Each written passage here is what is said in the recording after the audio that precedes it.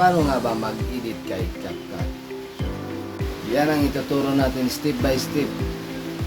Kung bago ka pa lang sa YouTube channel ko, please subscribe para marami ka pang matutunan na tutorial. Let's go!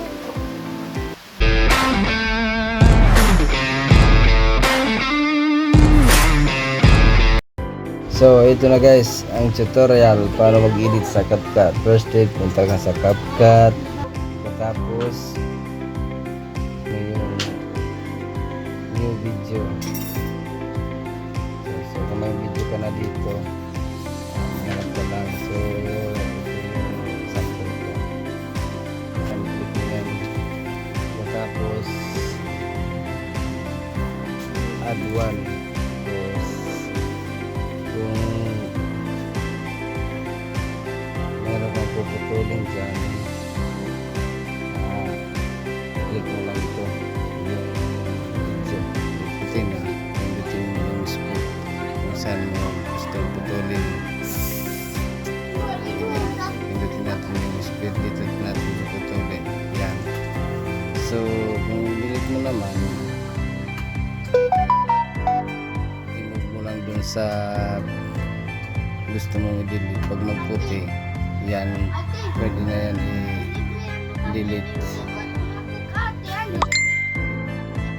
Wala yan. Yan, dinelete mo na. So katapos, siyempre dapat pindutin mo yung sa huli kasi meron yung CapCut na logo. Yan. Delete mo din yan. Yan, delete mo. Katapos, okay na lahat.